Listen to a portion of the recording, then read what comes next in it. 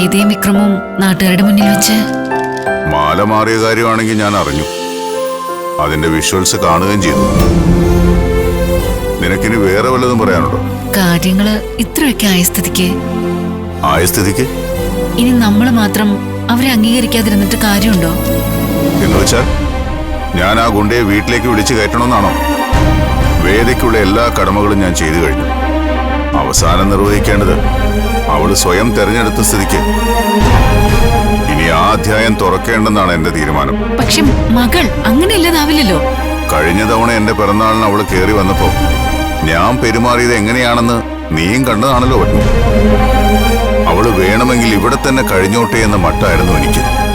പക്ഷേ അവള് വന്നത് നമ്മളെ വീണ്ടും പരിഹസിക്കാനാ. അയ്യോ, അങ്ങനെ പറയരുത്. നിങ്ങളുടെ ഒപ്പം ഇരുന്ന് ഒരു ഉരുള ചോറ് കഴിക്കാൻ വേണ്ടിയാ അവള് വന്നത്. അതെ, അതായിരുന്നു അവളുടെ അവസാനത്തെ ആഗ്രഹം. അതും ഞാൻ സാധിച്ചു കൊടുത്തല്ലോ. ഇനി അവളുടെ കാര്യത്തിൽ ഒന്നും എനിക്ക് ചെയ്യാനില്ല. മൂത്തവളെ മാതൃകയാക്കി താഴെയുള്ളവൾ എന്തെങ്കിലും ചെയ്യുന്നതിന് മുമ്പ് എനിക്ക് അവളെ നല്ലൊരു കുടുംബത്തിലേക്ക് കെട്ടിച്ചയക്കണം. നീ തൽക്കാലം അതിനെക്കുറിച്ച് ആലോചിക്കും. ഇപ്പൊ പോവാൻ നോക്ക്. എനിക്ക് കുറച്ച് പണിയുണ്ട് പത്മ.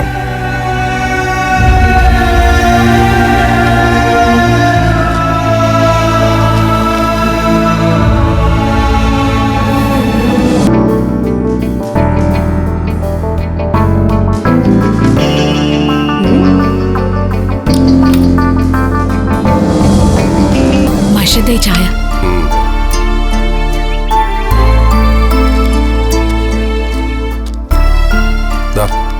ഇത് വച്ചേക്ക്. 11,600 പലചരക്കടയിലെ 4,250 രൂപ പറ്റു തീർക്കണം. ബാക്കി നീ കൈവച്ചേരെ. ചെലവിനിപ്പോ ഒരാളും കൊണ്ടായല്ലോ. ഇങ്ങനെ എല്ലാം കൂടി എന്നെ ഏൽപ്പിച്ച എന്തെങ്കിലും അത്യാവശ്യത്തിന് മാഷിന്റെ കയ്യിൽ എന്തെങ്കിലും വേറെ ഉണ്ടോ? ഉണ്ട്. എനിക്ക് സർക്കിട്ട് അടിക്കാനും പുറന്തീറ്റയ്ക്കുള്ളത് ഞാൻ ആദ്യം പെട്ടി വെച്ച് പൂട്ടുമല്ലോ. അതാണല്ലോ എന്റെ പതിവ്. അല്ലെന്ന് എനിക്കറിയാം. എങ്കിലും പുറത്തിറങ്ങുമ്പോ എന്തെങ്കിലും കയ്യിലില്ലാതെ ഇനി 1 മാസം കഴിയണ്ടേ? കുറച്ച് വാഴക്കന്ന് കൊടുക്കാനുണ്ട്. ആ കിട്ടുന്ന മതി.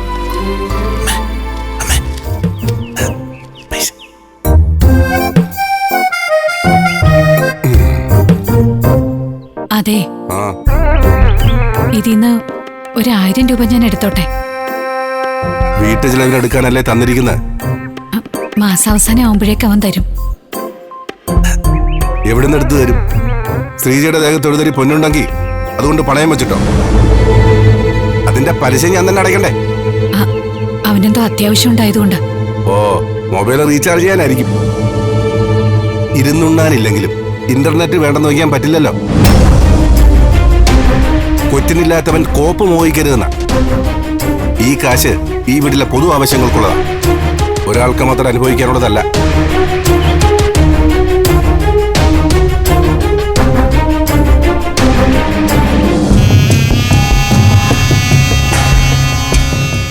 എവിടെ പോയി?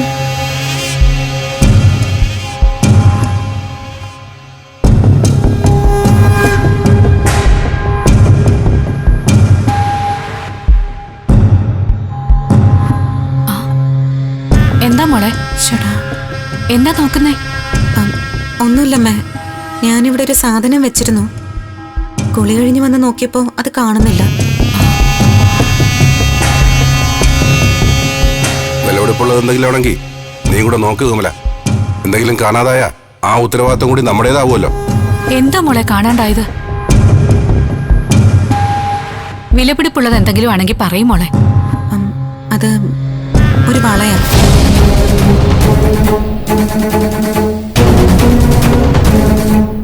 രണ്ട് വളകള് ഞാൻ അവിടെ വെച്ചിരുന്നു. തിരിച്ചു വന്നപ്പോ ഒന്നേ കാണുന്നുള്ളൂ. അതിവിടെ എവിടെയെങ്കിലും കാണും. അല്ലെങ്കിൽ തന്നെ ഒരു ഭംഗിക്ക് വെറുതെ ഇട്ട് നടക്കാനല്ലേ. ഫാഷൻ ജ്വല്ലറി ആണോ? അതിപ്പോ 100 രൂപയിൽ കിട്ടാണ്ടല്ലോ. കമല, ഇതിന്ന് എത്രയാണെന്ന് വെച്ചാ കൊടുത്തേക്ക്.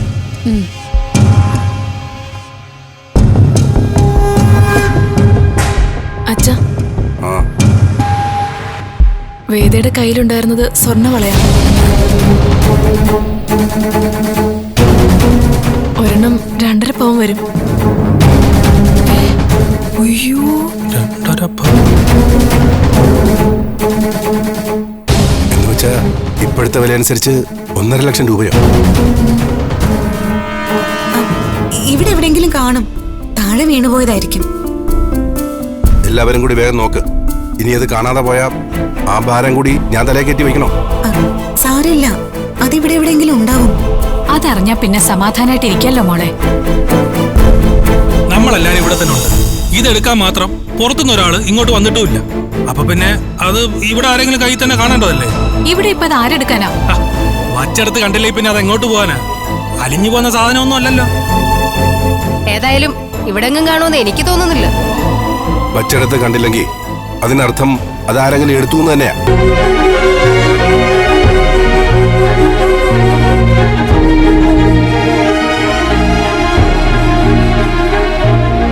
വിശ്വം, അച്ഛാ, ഈ വീട്ടിൽ ഏറ്റവും പണത്തിന്റെ ആവശ്യക്കാരൻ നീയാണെന്ന് എനിക്കറിയാം. അലസന്റെ മനസ്സ് ചെകുത്താന്റെ പണിപ്പുരയാണെന്ന. ഏതെങ്കിലും നിമിഷത്തിൽ നിനക്ക് അങ്ങനെ എന്തെങ്കിലും? അച്ഛാ, ഇത്രയും കാലമായിട്ടും അങ്ങനൊരു വാക്ക് ഞാൻ കേൾപ്പിച്ചിട്ടുണ്ടോ? അല്ല, എല്ലാവരെയും ഇങ്ങനെ സംശയിച്ച് വിഷമിപ്പിക്കുന്ന എന്തിനാ? ഞാൻ പറഞ്ഞല്ലോ, എനിക്ക് പരാതി ഒന്നുമില്ല. കുട്ടി മിണ്ടരുത്. എന്റെ മക്കളുടെ നിരപരാധിത്വം ആദ്യം എനിക്ക് ഉറപ്പാക്കണം. ശ്രീജ, മരുമകളായല്ല, എന്റെ മൂത്ത മകളായ നിന്നെ ഞാൻ കണ്ടിട്ടുള്ളത്. നീയായിട്ടൊരു തെറ്റും ചെയ്യില്ലെന്ന് എനിക്കറിയാം. എന്റെ മകൻ നിന്റെ ഭർത്താവ് പറഞ്ഞ സത്യമാണെന്ന് നിനക്ക് ഉറപ്പുണ്ടല്ലോ അല്ലേ? വിശ്വട്ട് ഒരിക്കലും അങ്ങനെ ചെയ്യില്ല അച്ഛാ, എനിക്ക് ഉറപ്പാ.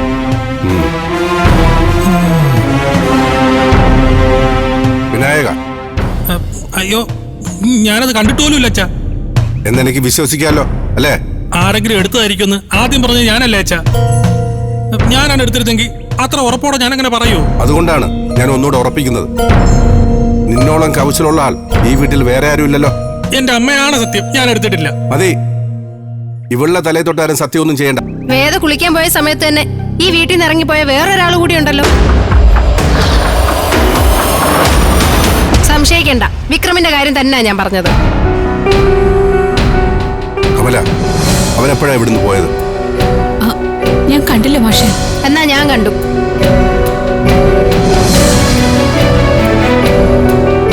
വേദ വളകൾ ഊരിവെച്ച മേശയുടെ പുറത്ത് തന്നെയാ വിക്രം ഫോൺ ചാർജിനിട്ടത്.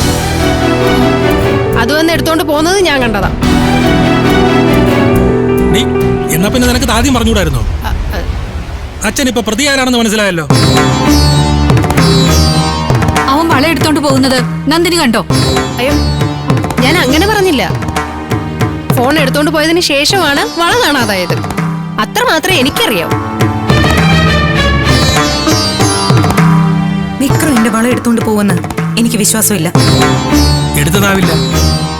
ഫോൺ തനിയെ ആണല്ലോ എന്ന് കരുതി വള കൂട്ടിന് പോയതായിരിക്കും.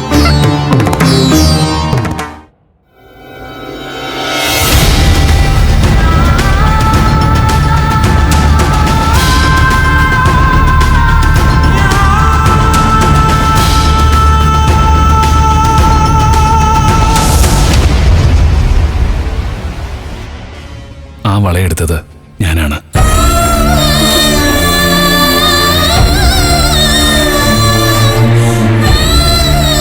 വളരെ പെട്ടെന്നൊരു അത്യാവശ്യം വന്നപ്പോ 1-2 ദിവസത്തേക്കൊന്ന് പണയം വെച്ചു.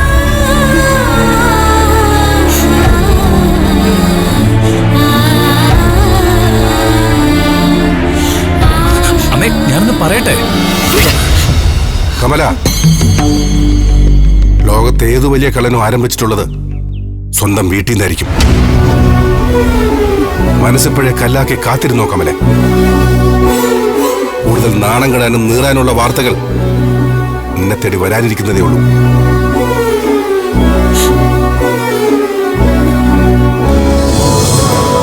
ഈ വീട്ടിൽ വെച്ച് ഇങ്ങനെയൊന്നും ഉണ്ടാവാൻ പാടില്ലായിരുന്നു. അതിന് ഞാൻ മാപ്പ് ചോദിക്കുന്നു. അതിനെനിക്ക് 1.5 ലക്ഷം രൂപ പെട്ടെന്ന് വിചാരിച്ച എന്നെ കൊണ്ട് സംഘടിപ്പിക്കാൻ പാടാ. ഒരാഴ്ച സമയം തരണം. നഷ്ടപ്പെട്ടത് തന്നെ തിരികെടുത്ത് തന്നോളാം. അച്ഛൻ ഞാനൊന്ന് പറയട്ടെ.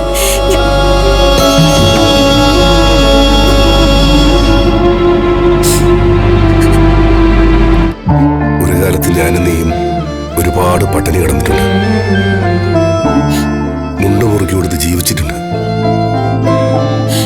അന്നൊക്കെ നമുക്ക് മക്കൾ മാത്രമായിരുന്നു ലക്ഷ്യം. പക്ഷേ അന്നൊന്നും ഒരിക്കലും മുളപൊട്ടാൻ സാധ്യതയില്ലാത്ത പാഴ് വിത്തുകൾക്കാണ് നമ്മൾ വെള്ളവും വളവിടുന്നതെന്ന് അറിയാതെ പോയി. അതുകൊണ്ട് ഇനി നീ പട്ടിണി കിടക്കാൻ ഞാൻ സമ്മതിക്കില്ല. ഈ കഞ്ഞിവെള്ളം കുടിക്കാൻ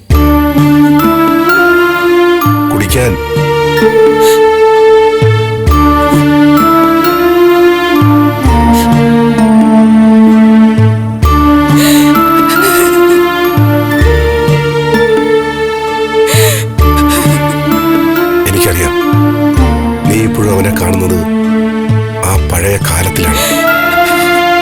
സ്കൂളിലും കോളേജിലും ഒന്നാമനായിരുന്ന, നാട്ടിലും വീട്ടിലും പ്രിയപ്പെട്ടവനായിരുന്ന ആ പഴയ വിക്രമനെ. അവനെ നമുക്ക് നഷ്ടപ്പെട്ടു കമല. അവൻ നമ്മളിൽ നിന്ന് പോയി.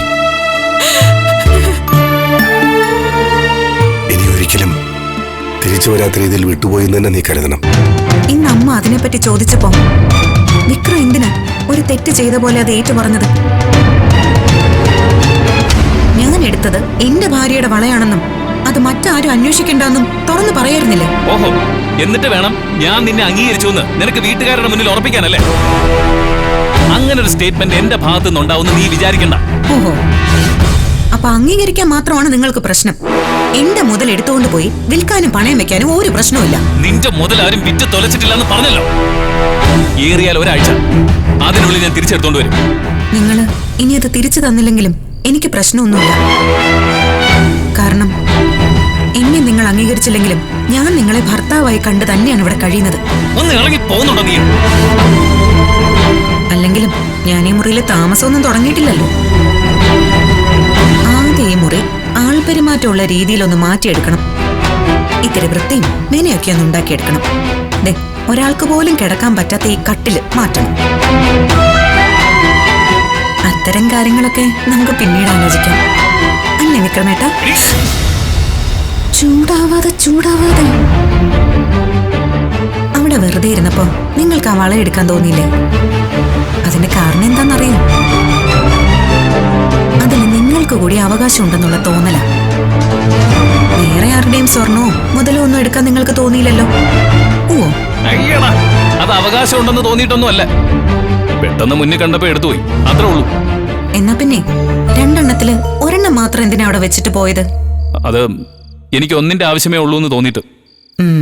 അപ്പോ ഏതോ ഒരു ആവശ്യത്തിനാണ്, അല്ലാതെ വെറുതെ ഇരിക്കുന്ന സ്വർണം കട്ടെടുക്കാൻ തോന്നിയതല്ല. അച്ഛൻ പറഞ്ഞതുപോലെ നിങ്ങൾ മോഷ്ടിക്കായിരുന്നെങ്കിൽ ഒരെണ്ണം മാത്രമായിട്ട് അവിടെ വെച്ചിട്ട് പോവില്ലല്ലോ. അല്ലെങ്കിലും 10 ലക്ഷം രൂപ ഒരു നയാ പൈസ കുറയാതെ എന്റെ വീട്ടുകാരുടെ മുമ്പിൽ ഭരിച്ചെറിഞ്ഞ ആള് സ്വന്തം ആവശ്യത്തിനായി എന്റെ വള എടുക്കില്ല. അതെനിക്ക് ഉറപ്പാ. ജീന, വാ മോളെ.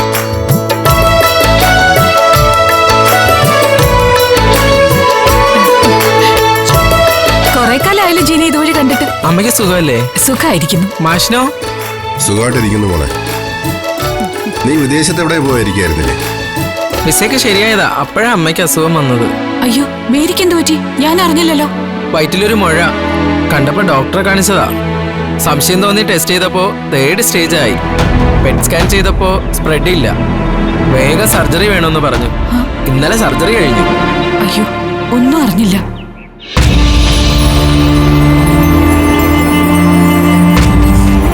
നമ്മൾ ആദ്യമായിട്ടാ കാണുന്നല്ലേ? നീ വന്ന കാലിൽ നിൽക്കാതെ വാ, അകത്തേക്ക് ഇരിക്ക്. നമുക്ക് കാപ്പി അയ്യോ വേണ്ടമ്മേ, ഞാൻ വിക്രമിനെ ഒന്ന് കാണാൻ വന്നതാ. എന്തിന്? നോക്കൂട്ടെ, അവനുമായിട്ടുള്ള കൂട്ടുകെട്ട് അവസാനിപ്പിക്കുന്ന നിങ്ങൾക്കൊക്കെ നല്ലത്. ഇപ്പൊ വീട്ടിൽ നിന്നേ മോഷണം തുടങ്ങിയിട്ടുള്ളൂ. നാളെ ചിലപ്പോൾ അത് പുറത്തുനിന്ന് ആരംഭിക്കും. അറിയാതെ നിങ്ങളൊക്കെ അതിൽ കരുവായി മാറും. ശ്രദ്ധിക്കുന്നതാണ് നല്ലത്.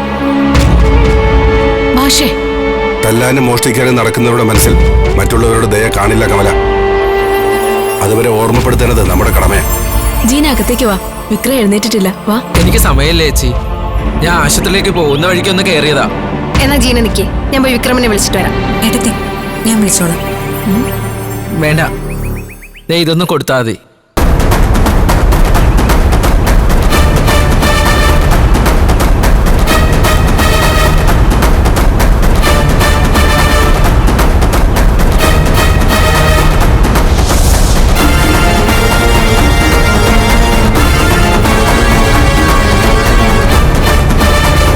ജീനയോ? എന്താ രാവിലെ തന്നെ?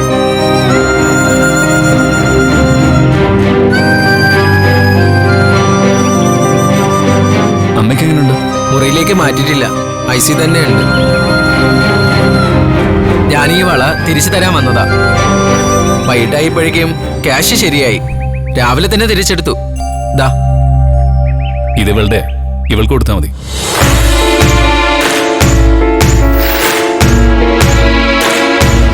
ആ സമയത്ത് വേറെ മാർഗമൊന്നും കണ്ടില്ല. സോറി.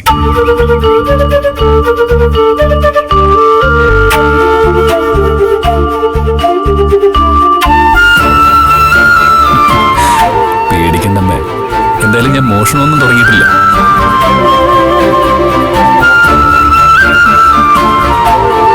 ഞാൻ മുഖം കഴുകിട്ട് വരാം. നമുക്ക് കാപ്പി എടുത്ത് വയ്ക്കാം. ജീന, അത് വേദിക്ക് കൊടുത്തേക്കാം. വിക്രം, എങ്ങനെ താങ്ക്സ് പറയണമെന്ന് എനിക്കറിയില്ല. ആ സമയത്ത് വിക്രം വന്നില്ലായിരുന്നെങ്കിൽ. താങ്ക്സ് പറയേണ്ടത് എന്നോടല്ല, വേദയോടാ.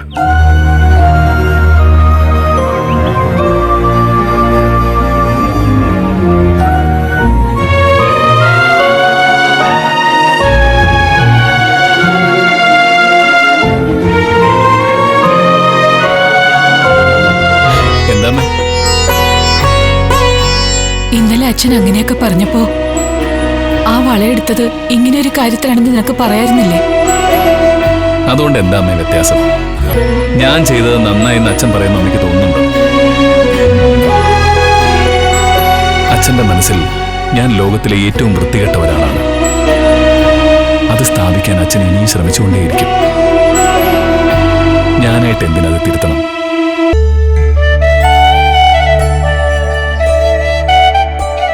ആ വേദ, കേറി വാ.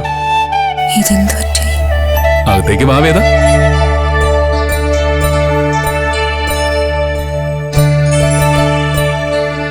ഇരിക്കടോ.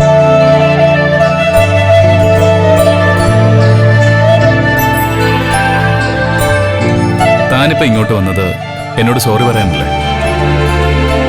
അല്ല. പിന്നെ ഞാൻ കരുതി ഒരു കള്ളനായി എന്നെ തെറ്റിദ്ധരിച്ചതിന് ഒരു സോറി പറഞ്ഞിട്ട് പോകാനാണ്.